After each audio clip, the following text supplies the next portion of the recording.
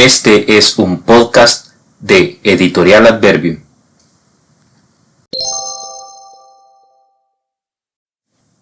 Hola, bienvenidos. Buenos días, buenas tardes, buenas noches, dependiendo de cuándo y a qué hora escuchen este podcast. Mi nombre es Edwin Enrique Soria y este es el podcast Instrucciones para un cuento.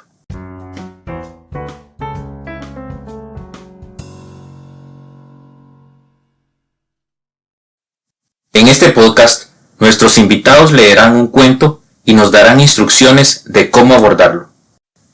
Esta iniciativa nace con la idea de compartir dos de mis mayores aficiones, los cuentos cortos y platicar para aprender. Además, compartir con gente a la que admiro y aprecio.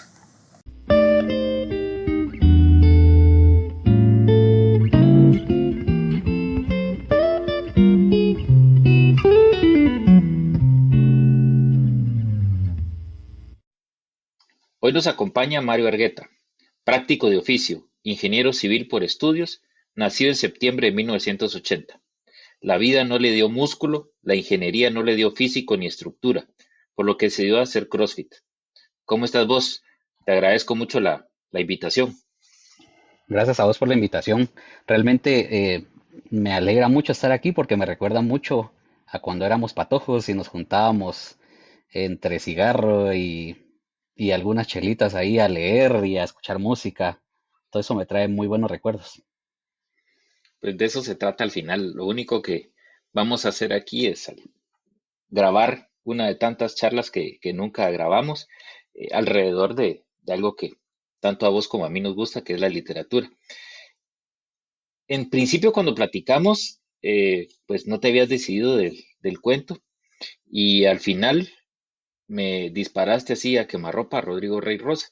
Eh, Me pareció raro porque no es un autor que suene mucho en mis círculos. Confieso que he leído muy poco de, de él, pero algo tendrá de especial para vos y al final la pregunta de cajón ¿es el autor, es el tema? ¿Qué te animó con este relato? Pues yo conocí a Rodrigo Rey Rosa gracias a un regalo de cumpleaños de una amiga en la universidad. Me regaló un libro que se llamaba Cárcel de Árboles, El Salvador de Buques. Y ahí fue donde me llamó mucho la atención cómo, cómo escribía Rodrigo, ¿verdad? Y por eso decidí ahora que me hiciste la invitación, buscar un cuento y seguir con el tema, ¿verdad? Me llega, me llega. Eh, una de las cosas que o hemos tratado en este podcast, al final había que ponerle un nombre, y la inspiración viene de Cortázar, que escribió varios relatos a manera de instrucciones. De ahí el nombre Instrucciones para un cuento. ¿Vos crees que en determinado momento existen instrucciones para este relato, para leerlo? Sí, yo tengo dos bien centrales, ¿verdad? Una de ellas es prepararse para leer un cuento en blanco y negro, ¿verdad? Como las películas antiguas. Em, la narración es así súper simple y entonces eso hace que aquí viene la segunda recomendación, que el lector pueda dar matices a emociones y lugares del cuento, ¿verdad? Eh, Pareciera muy simple o muy predecible el final, ¿verdad? Pero eh, cabe a muchas interpretaciones al final. Esas serían mis recomendaciones para leer a Rodrigo Rey Rosa y en especial este cuento, ¿verdad? Ya, esta pregunta te la iba a hacer después, pero me parece quizás que tal vez quepa acá. Eh, Al final es un texto memorable y es una atmósfera bastante oscura y policial el del relato. Eh, ¿Vos por qué crees que Rodrigo Rey Rosa crea esto? O quizás la pregunta podría ser, ¿el relato negro o la novela negra, que al final tiene un poco de esto, este relato? ¿Vos crees que eso es lo que te atrajo o cuál es el sentido de atracción a este tipo de relatos? Porque es al final bastante voyerista y pues digamos, ¿cómo te va a gustar algo violento en este caso, verdad? Sí, definitivamente pasé por la lectura de varios cuentos antes de decidirme por este, pero este en especial me hizo recordar a mi infancia en los ochentas, donde estos temas estaban muy de moda, ¿verdad? Y creo que esto era una historia pasada de boca en boca, ¿verdad? Y, y Rodrigo lo plasmó al final de cuentas en esta historia.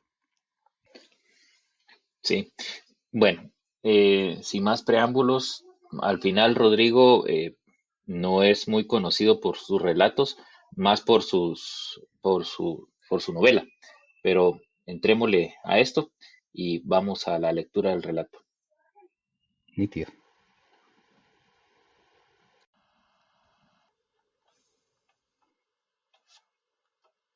La entrega para mis padres. La luz del cuarto estaba encendida. Eran las 4:30 de la mañana de diciembre.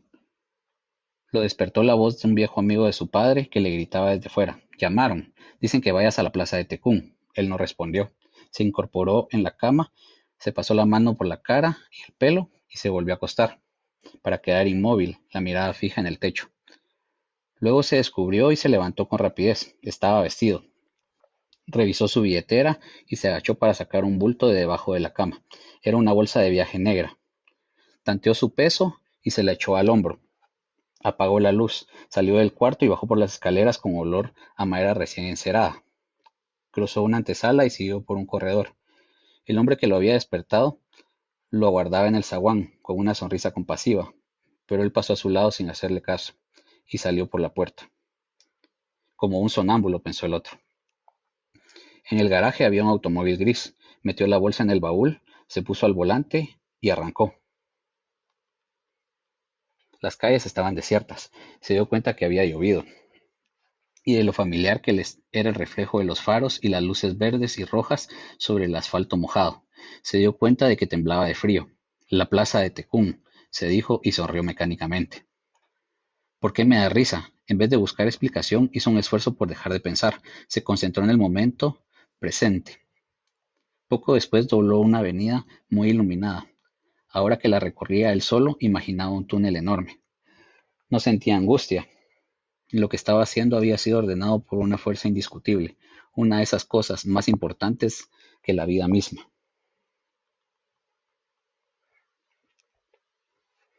El trayecto hasta la plaza de Tecún fue de cierta manera placentero. Reinaba el silencio y había logrado mantener en paz sus pensamientos. Era como revivir una noche lejana. Se observaba a sí mismo como quien observa un rito, con inocencia, con una especie de temor. Cuando llegó a la plaza se vio impresionado por la silueta de la estatua. Estacionó lentamente y encendió una linterna. Anduvo hasta el pedestal y notó que la lanza y los gigantescos pies de la estatua estaban corroídos por el óxido. En el suelo había piedra de tamaño de un puño cerrado y debajo un papel blanco. Levantó la piedra y tomó el papel. De vuelta en el auto, lo desdobló rápidamente. Leer las palabras ahí escritas fue como pronunciar una fórmula. El futuro inmediato y el pasado inmediato irrumpieron como agujas en la burbuja artificial del momento presente. Conduzca a 50 km/h. Baje las 4 ventanillas. Siga la línea roja indicada en el mapa.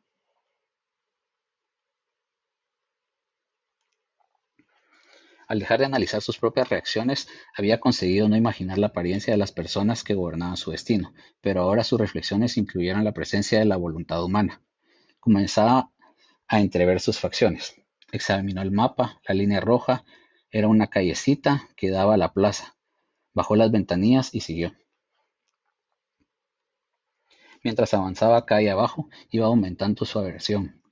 Los canales de su memoria refluían, aunque las circunstancias no dejaban de parecerle extrañas. Fue adquiriendo la sensación de que llevaba a cabo una rutina. La línea que representaba su camino convergía al final de la calle del mercado. Se vio obligado a conducir más despacio. Hombres cargados con costales y cajas cruzaban la calle taciturnos. Parecían que andaban con los ojos cerrados. Volvió a mirar el mapa. Se estacionó frente a un puesto de verduras. Un hombre salió detrás de unos toneles blancos que estaban en la acera y le hizo una seña. Él abrió la portezuela trasera. El extraño, seguido por otros 2 hombres, subió al auto. Nadie dijo nada. Él estaba pálido y aún temblaba de frío. ¿A dónde? Preguntó. Adelante, adelante, le ordenó una voz desde atrás. No había salido el sol, pero ya estaba claro. La calle fue despejándose de gente. Vamos más rápido, le dijeron. Atravesaron la ciudad en dirección norte. Conducían con calma. Se daba cuenta de todo al avanzar. Veía pasar las puertas, las ventanas y los muros, y luego las arboledas y los paisajes a la derecha y a la izquierda del camino, pero nada entraba en su conciencia. Imaginó la cara de un hombre rayada por una línea roja del mapa. Era como una forma producida por un mago, y así, inesperadamente, desapareció. Ya está lejos la ciudad, se dijo.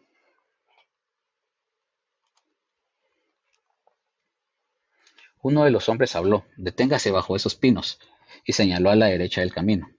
Le fue necesario frenar con violencia. Entonces advirtió que un auto blanco se acercaba en sentido contrario. Se detuvo junto a ellos. Le ordenó que se bajara, y a empujones le hicieron subir al otro automóvil, al otro vehículo. 4 manos le sujetaron los brazos y alguien le puso unos anteojos velados. Oyó una voz agria que decía: «Sí, es el dinero». Se oyó un sonido explosivo del baúl al cerrarse. Hubo un rechinido de neumáticos y él comprendió que se llevaban su auto. Ya tienen lo que querían, pensó. ¿Por qué me hacen esto? Luego, lentamente, el auto en el que estaba empezó a andar. ¿Qué pasa?, preguntó.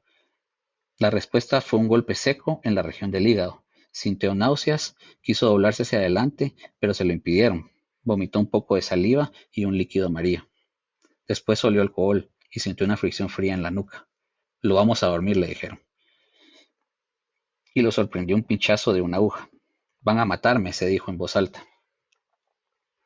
Se le nubló la vista. Oyó un zumbido intenso. Quiso decir algo y vio que no podía articular. Los hombres que estaban a su lado lo acostaron a los pies del asiento y lo cubrieron con una manta verde.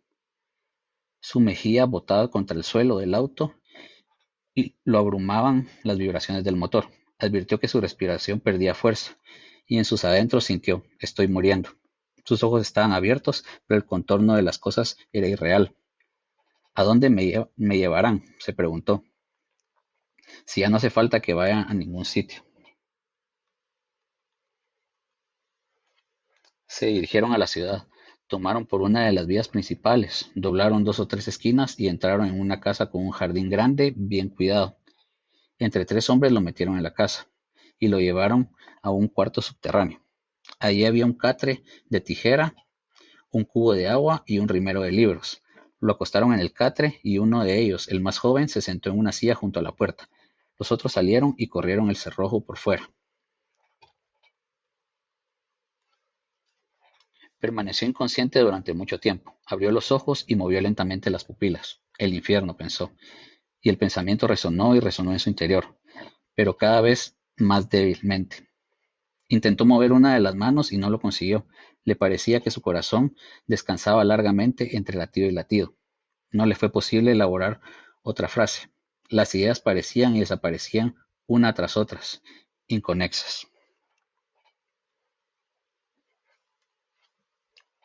Era ya de noche cuando alguien bajó corriendo las escaleras del sótano, dio 2 golpes a la puerta, descorrió el cerrojo y entró. «Los agarraron», le dijo el que hacía guardia con el dinero. «Tenemos que sacarlo de aquí». Entre los dos lo levantaron del catre, lo subieron al garaje, lo volvieron a meter en el auto. Arrancaron y salieron a la calle. Cruzaron la ciudad con precaución y tomaron la autopista del oeste. Después de andar unos minutos, estacionaron en una curva muy abierta. Lo sacaron del auto, lo pusieron boca abajo en el asfalto. El joven se acuclilló a su lado y dijo: «Yo creo que ya está muerto». Se sacó un revólver del cinto y sin mirar hizo fuego. Por el lado del norte relampagueaba. Más tarde, cuando abrió los ojos, una intensa luz lo encandiló. Miró a su alrededor y vio que las paredes giraban. Una mujer vestida de amarillo se le acercó, le tocó la mano, se inclinó sobre él, le pasó los dedos suavemente por el pelo. Sus labios se movieron, pero él no la pudo oír. La miró en los ojos y le pareció que sus cuencas estaban vacías. «Son bonitos», pensó, y trató de decírselo, pero las palabras quedaron en su boca. La mujer le puso los dedos sobre los párpados y se los cerró. Le acarició la cara y el dorso de las manos y se apartó de él. Él sintió un estallido en el tórax. Una voz le preguntó: «¿Estás dormido?». Él asintió mentalmente, Pero estoy muy despierto, pensó para sí. ¿Sabes quién soy? Siguió la misma voz. No trató de responder, pero comprendió que era su mujer. La habían liberado. Luego sintió otro golpe, un sonido débil. Es mi corazón, pensó, y para sus adentros es suficiente. Que se detenga.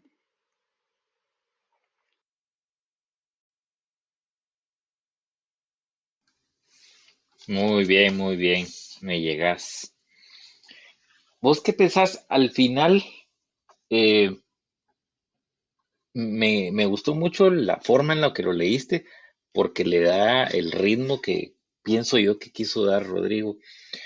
Es bastante cabalgante, es una tras otra, tras otra, tras otra, y es algo que no sé en cuánto tiempo habrá sucedido, pero en el tiempo en que lo leíste y en el tiempo que se desarrolla, pues es bastante, te va empujando la narración. ¿Qué pensás?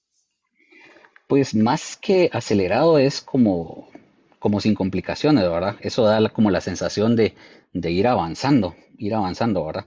Y a la vez eso me hace, esa simplicidad me hace llenarlo con imágenes de situaciones vividas. Y creo que la mayoría de sus relatos son en esa línea. Por eso me gusta también mucho, ¿verdad? Va avanzando el tema. Sí, es algo que tiene Rodrigo que no está muy adornado, no hay muchas retóricas, no hay muchas figuras literarias, no Así es. dice era tan seco como, o tan árido como un camello tipo Borges, ¿verdad vos? Sino que va al grano, es bien crudo. Sin embargo, te da esa sensación, por lo menos a mí, de que vas cabalgando y va atrás y va atrás y va atrás y va atrás.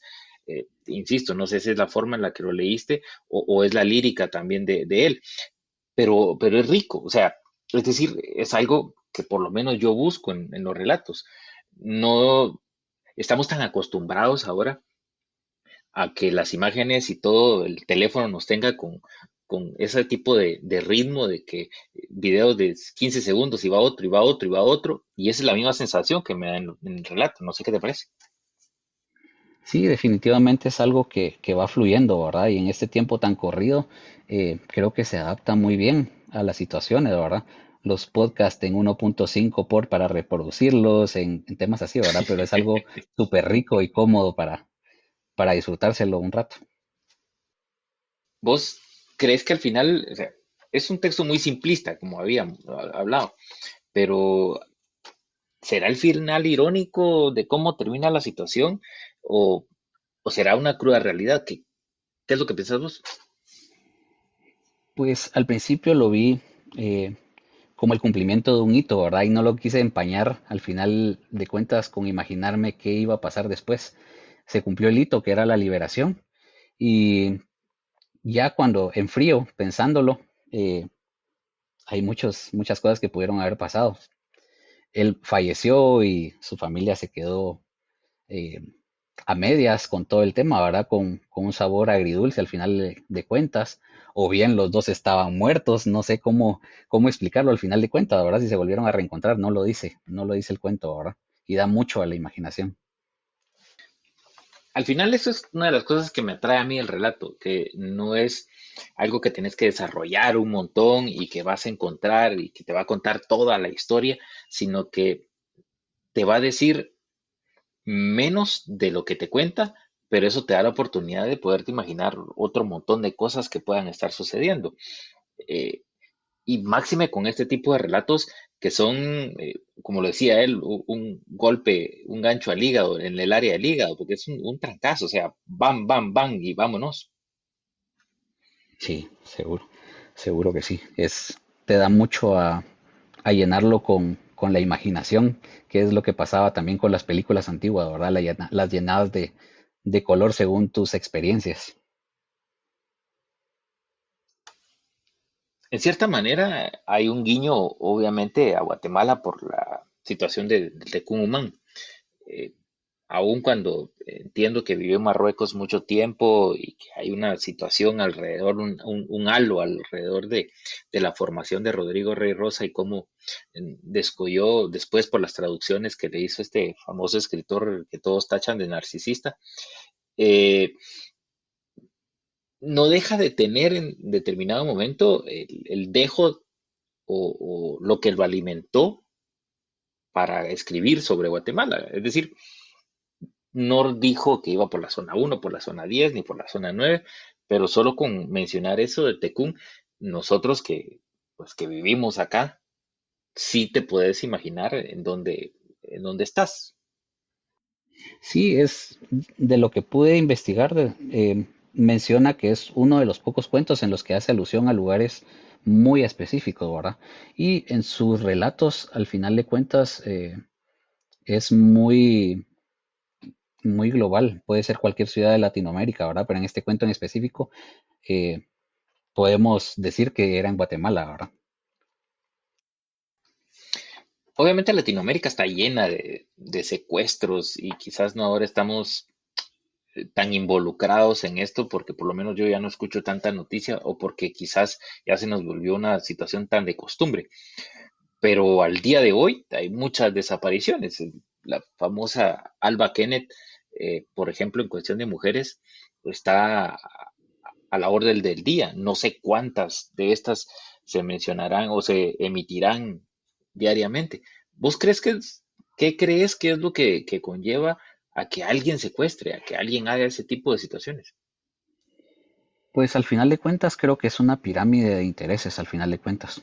Los estratos más bajos seguramente buscan la forma de ganarse la vida de forma violenta y los estratos más altos, al final de cuentas, es su forma de tener la sartén por el mango, ¿verdad? Es la forma de ganar poder por medio del terror, sin saber nosotros o sin imaginarnos cuáles son los siguientes pasos, ¿verdad? O a dónde va ese camino. No hay aquí dentro del cuento una situación de la que estamos acostumbrados ahora y quizás eso no sea atractivo para muchos porque ahora están tan de moda con este famoso Dick Wolf, las series de policías y ese tipo de situaciones. Eh, no hay un heroísmo, no hay un desenlace feliz y podría ser que esto a nuestros tiempos no sea tan atractivo. ¿Qué pensás alrededor de eso? Pues creo que eso te da margen, al final de cuentas, de completar la historia como a vos te gusta más, ¿verdad? Y creo que eso es lo que me gusta del cuento, que puedes agregarle, puedes quitarle, al final de cuentas, imaginártelo como vos deseas que termine, ¿verdad? ¿Vos crees que al final, poniéndote en las carnes esas, eh, es un negocio lícito el secuestro? ¿Vale la pena hacerlo? O solo vale la pena leerlo y estar dentro de los huesos y la carne de esta gente? Porque podríamos leer el cuento, otra vista pudiera haber sido la parte de los secuestradores. ¿Vos qué crees que sucedió del otro lado? ¿Qué te imaginas que que pasó por la mente de los secuestradores? Creo que es un, un tema de sobrevivir, al final de cuentas, ¿verdad? De sobrevivir sin la esperanza de un futuro, ¿verdad? Es solo el momento y, y al final de cuentas solo tener esa sensación de llenar ese vacío, ¿verdad? Instantáneamente, sin medir consecuencias. Y creo que del lado de los secuestradores no hay más que eso, ¿verdad? No hay más que esa sensación de tener el mundo en las manos por medio de tener el control sobre alguien, ¿verdad? ¿Vos crees que podríamos sacar de alguna forma una serie de instrucciones para un secuestro o para que no te secuestren alrededor de este cuento? Porque al final te podría preguntar de las instrucciones para poder leer el cuento, que ya lo vimos, a poder publicar el cuento, pero no estamos en el ámbito editorial.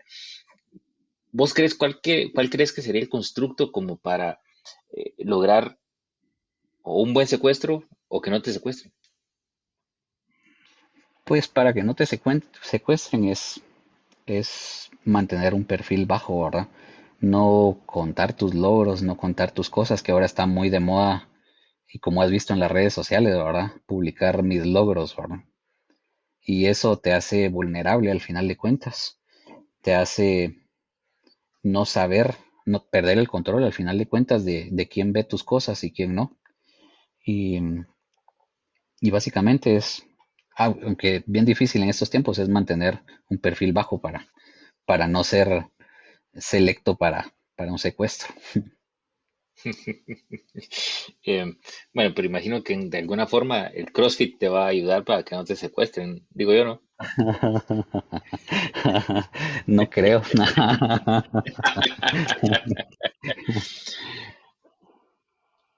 Aparte de lo que vemos aquí, ¿vos crees que existe una historia anterior y una posterior del cuento?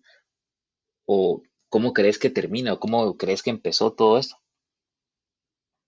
Más que una historia anterior, siento que es como un cuento contado que se va transmitiendo de boca en boca, ¿verdad? Y que luego se transformó en este relato de muchas cosas que pasaron en los ochentas. Y te digo esto porque a pesar de mi corta edad, a los ochentas, eh, oí varios casos, ¿verdad?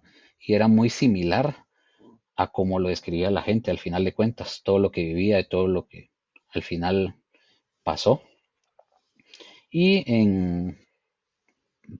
como final del cuento, pues al principio no quise empañarlo con la situación de la muerte o del, del personaje principal, ¿verdad? Simplemente lo dejé como un hito logrado en el que se logró el objetivo que no se decía desde un principio y que era recuperar a la esposa, ¿verdad? Luego ya en frío ya puede pensar uno muchas cosas. Y me los imaginé fuera al final los dos juntos, tal vez no en este mundo, pero juntos, ¿verdad? Me llegas, me llegas. Bueno, vamos hacia el final. ¿Cómo querés cerrar el podcast? ¿Alguna recomendación? ¿Algo que te deje el cuento? ¿Algo que querrás compartir? Bueno, para leer a Rodrigo hay que prepararse, eh, como lo dije en un principio, a ver un cuento en blanco y negro y preparar la imaginación y preparar muchas cosas o lugares o situaciones vividas para poder completar el cuento ahora. Esa sería la mayor recomendación, tal vez investigar un poco sobre Rodrigo Rey Rosa y su obra para encaminarse un poco de por qué ese tipo de narrativa ahora. ¿Vos podrías calificar la narrativa de cruda, simplista? ¿Qué adjetivos podrías colocarle a la narrativa de Rodrigo? Yo la veo como muy simplista ahora, muy lejos de adornarla y muy lejos de ser muy minucioso en lo que describe. Es muy simple la narrativa. Sí, en el sentido cuando nos referimos a simplista no es de decir que no está trabajada ni elaborada, sino No, que por al supuesto, tiene final, una secuencia que te lleva a un punto, pues, y eso es uno de los grandes logros, ¿verdad? exactamente, no es una situación en donde te va a adornar de una y mil maneras la situación como para llegar hasta cierto punto. No hay figuras, muchas figuras literarias, no hay mucho recoveco, No es una es obra directo, barroca, por llamarlo de alguna manera. ¿eh? Podría ser en determinado momento. Sí, sí. Bueno, Maester, me alegra, agradezco nuevamente que hayas aceptado la invitación y estamos ahí pendientes. Eh, un abrazo, sabes que te admiro un montón, te quiero un montón y estamos Es siempre mutuo. ahí alerta, papá. En verdad nunca imaginé hacer esto y muchas gracias por la invitación. Eh, Puedo decir que instantáneamente en mi bucket list puedo anotarlo y de una vez marcarlo como realizado. Me siento realmente contento de la invitación. Muchas gracias y espero que esto siga para largo. Me llegas, un abrazo, brother. Platicamos. Gracias, igual.